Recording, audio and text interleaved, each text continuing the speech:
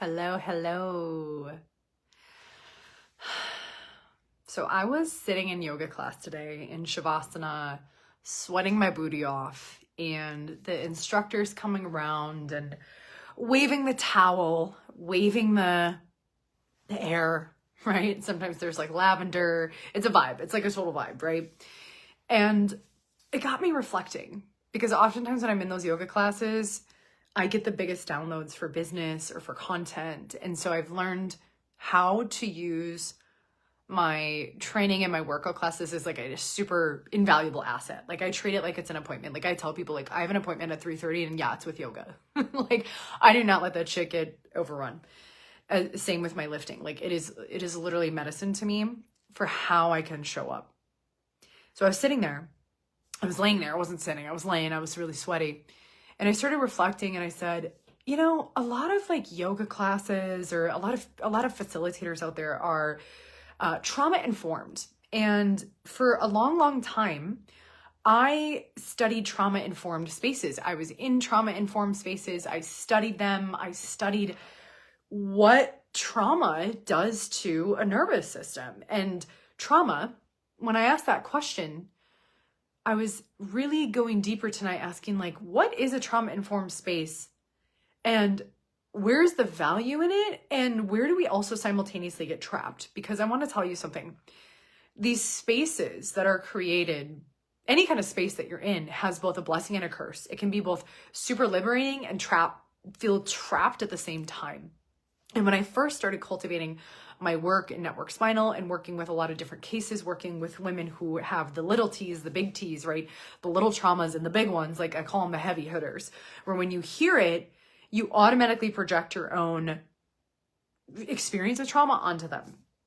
And I think that's important. I think it's really important to have trauma-informed spaces, meaning that the person guiding, the person facilitating, the person leading you through healing that, not just staying in a loop around it, but healing it, knows dynamics of the nervous system and how someone responds to this type of trauma, how someone responds to this type of trauma, right? And being able to navigate that appropriately, like super valuable. Like I said, being held in those spaces probably 6 or 7 years ago was really important for me to experience.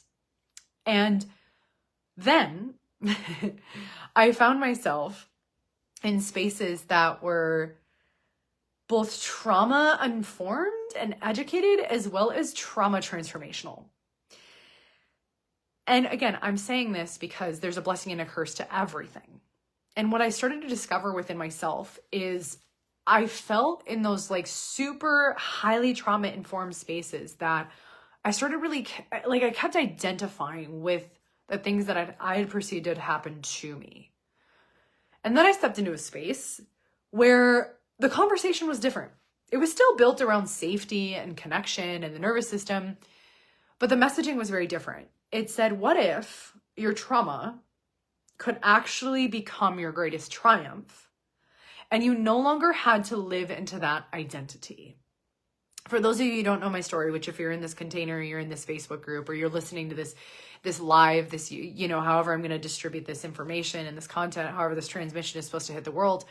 A lot of you know that I have a history of what people would call molestation, sexual rupturing, right? And for so long, I identified as being abused, being molested. I was a victim. And that was really important for me to digest. That was really important for me to metabolize. And I want to mention to y'all, like, I am not a therapist, but I am hella trained in trauma in the nervous system. Like, I've spent hundreds of thousands of dollars in trainings and courses and all the things to understand the whole breadth of what it is to be human. I call this the art of being human. From trauma to triumph, from how does trauma show up in the body? How does this kind of trauma, like, I am obsessed, okay? I'm like obsessed about it because a lot of those spaces really helped me. And then I entered a new space and I started noticing like my system started to open up and I no longer started, that's a really interesting way of phrasing that. I no longer identified with what had happened to me. And that doesn't mean that I'm not connected an understanding of people who have gone through things and the challenges that it can bring.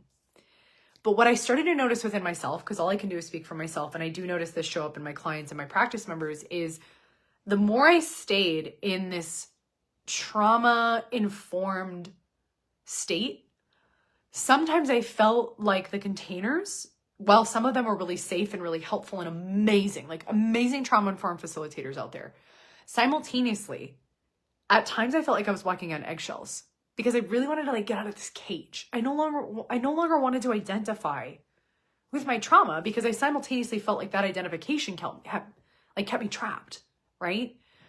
And I believe that we as human beings are meant to evolve and that we don't have to be held back by our stories and what happened to us. We can actually see how it happened for us. And that's the edge here that I play in Project Lioness, is rewriting and recoding those stories to understand and really to metabolize that, maybe the things that you believe and perceive have happened to you are actually your greatest gift, are actually your superpower. Simultaneously, I have explored spiritual spaces. I have a PhD in the art of being human. Let's be real. Instead of being trauma informed, I am trauma and human about trauma liberation. Instead of being trauma informed, we don't need any more information to process trauma. We really don't. We actually need to be trauma liberators and understand how trauma is stored in the body and liberate people from those stories that have been holding them stuck for so long. And yes, I get the play on words, that is being trauma informed, but hopefully you get what I'm saying. And this is an edge for me to talk about this. And that is, I'm on the state of being in my Einstein era, being on my edge right now of leadership. And I've wanted to say this for a long time. And I was like, I'm going to come on here and share with you Lionesses of what Project Lioness is actually all about. So anyway, I digress. I also have played, I played in the trauma-informed spaces. I've also played in the really spiritual spaces. And I did that for a good 3 years, from 2020 to 2023. I played in super spiritual spaces to the point where there was emotional bypassing and bypassing the experience at the same time, because the things you perceive are a gift, there's actually sometimes a curse. The things you perceive are a blessing, there can be a curse totally wrapped up in it. And they both can coexist. So I had also played in those spaces of people who didn't even want to acknowledge what was happening over here. And I said, well, that feels very dissociative. That feels very not connected to a human nervous system and biology. Because as much as we can transcend our story, at the same time, we live in a body, right? We have a nervous system that has had these experiences that while your mind may be past it and your spirit may be past it, your body's telling you another program. So there's this gap. There was this gap, and I said, I gotta fill the gap, because that's what I do. That's what I do in life. I'm a self-projected projector. I'm a former athlete. And so I see spaces. I see space. I see the physical things that have formed in our culture, and I also see gaps. And one of the things I'm really gifted at is taking the ethereal concepts and turning it very earthly and helping being a bridge to people. So I said, it's time to create something different. And mind you, Project Lioness had been stirring in me for a while. So I think it was really important for me to experience the super heavy trauma-informed spaces and then the super heavy spiritual side of things. And I said, what if we created something that embodied both?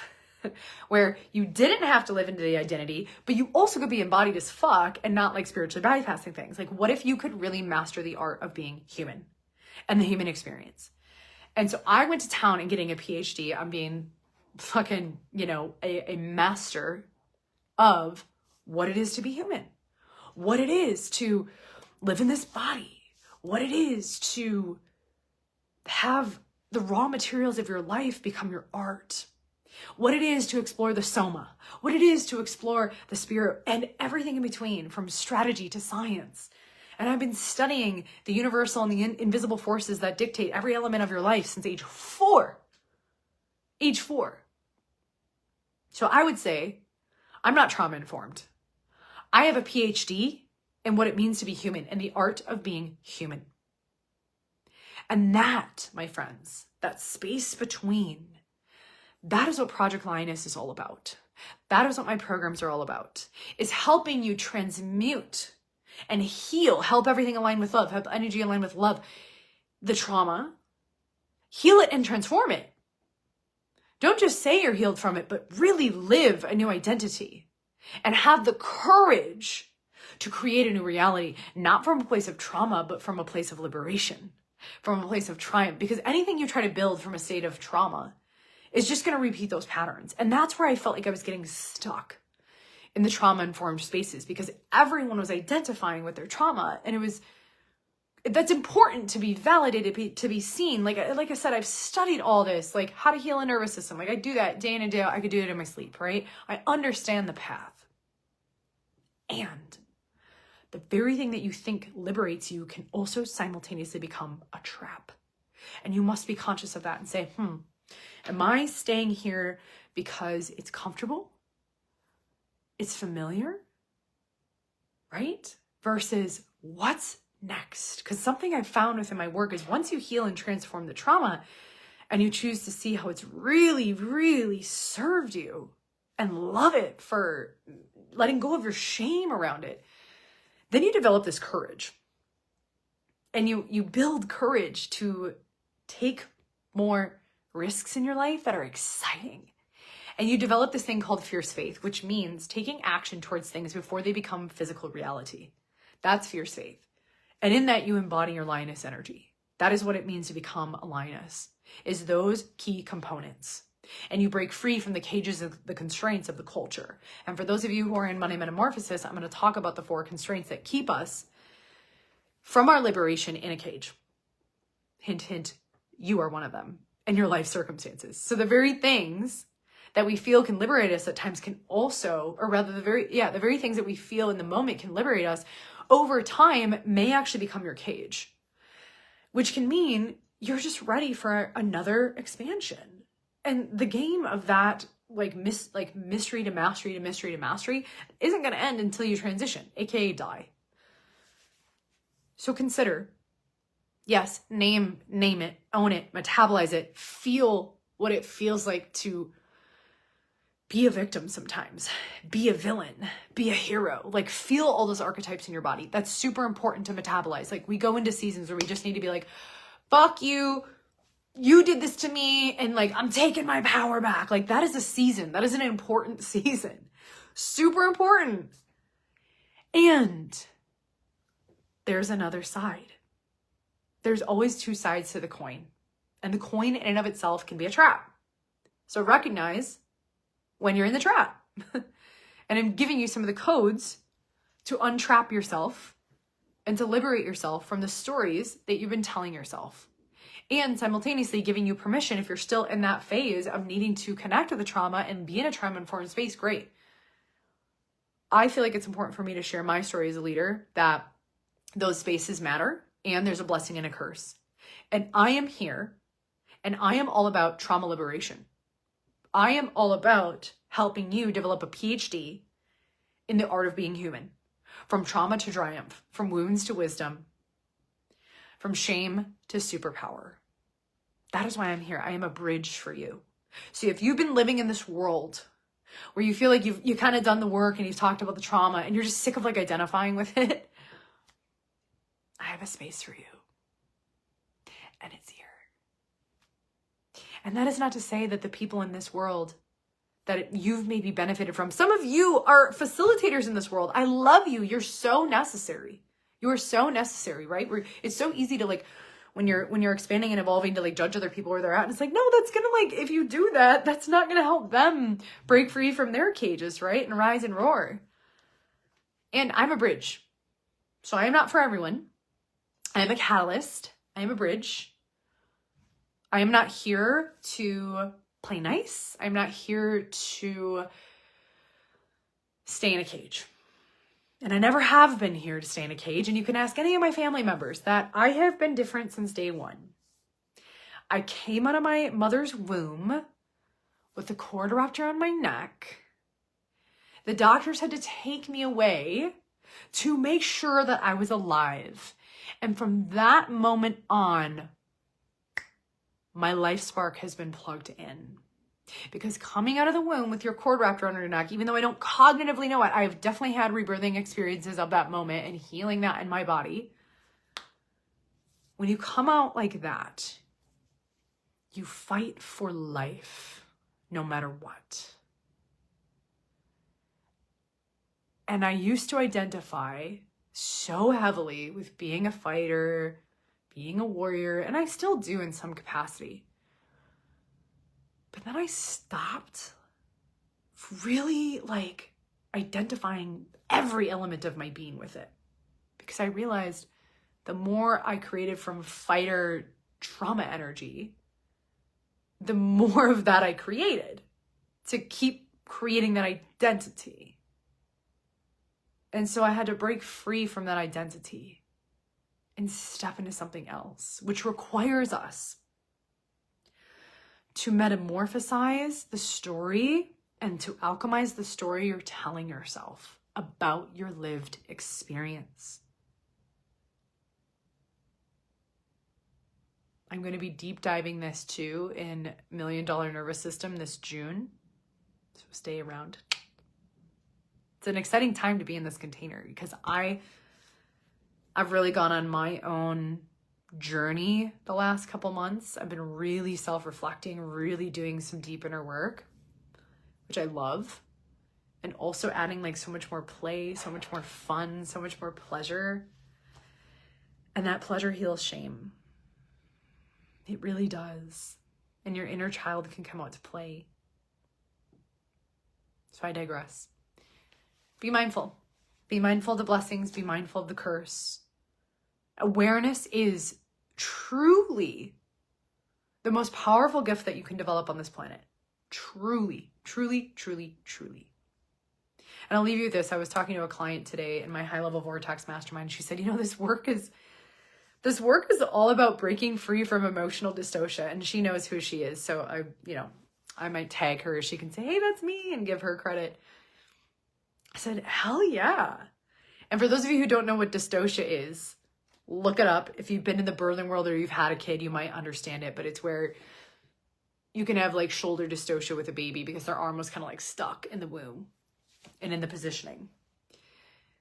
And this work is all about liberating you from emotional dystocia and really being and becoming the lioness, the Jedi, the artist, creating a reality, becoming a master of your destiny and not the victim of your history. So thank you for tuning into this, no matter where you're at. If you're in my Facebook group, if you're watching this somewhere else, wherever I put it, let this transmission catalyze something in you to realize, am I in this container because it truly is in service of my fullest self? Or is it time to metamorphosize and fly my wings? That's up to you to choose. And I'll be here if you need a guide and you need a bridge. I love you so much. I'll see you at the next perfect time. Cheers.